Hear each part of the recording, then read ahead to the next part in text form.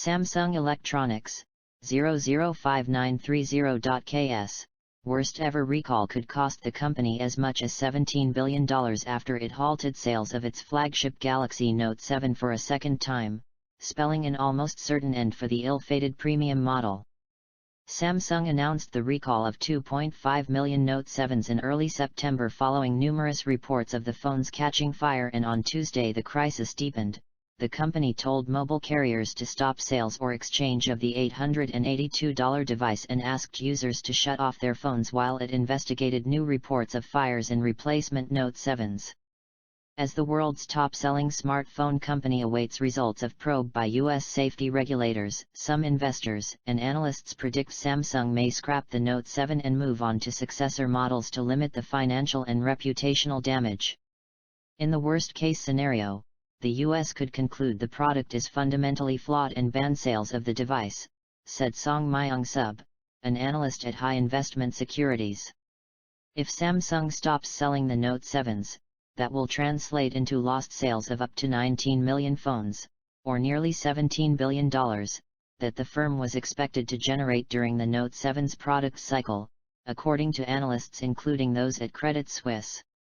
That's a big increase from $5 billion in missed sales and recall costs analysts initially expected Samsung to incur under the assumption that the firm would resume global Note 7 sales in the fourth quarter.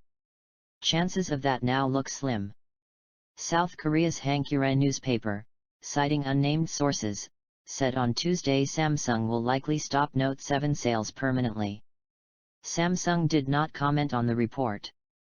This has probably killed the Note 7 brand name, said Edward Snyder, the managing director of Charter Equity Research.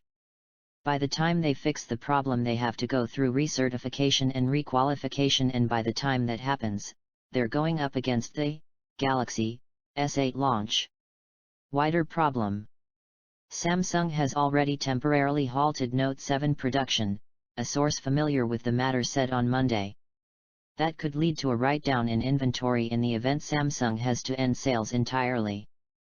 Broker Nomura estimates Samsung may have to incur up to 1.6 trillion won of disposal costs in the fourth quarter, assuming around 4 million Note 7s have been made. For Samsung, with a market value of $235 billion and $69 billion in cash and equivalents at the end of June, the loss of sales of one model could be absorbed.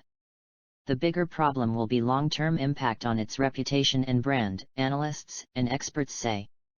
We think the Note 7 incident may hurt demand for Samsung's other smartphone models as well, Nomura analysts said in a note, adding it may have to slash Samsung's fourth quarter mobile division profit estimates by as much as 85%. Verizon Communications Inc., VZN, the largest U.S. wireless carrier, is already considering shifting marketing away from the troubled Note 7s, a company spokesman said on Monday.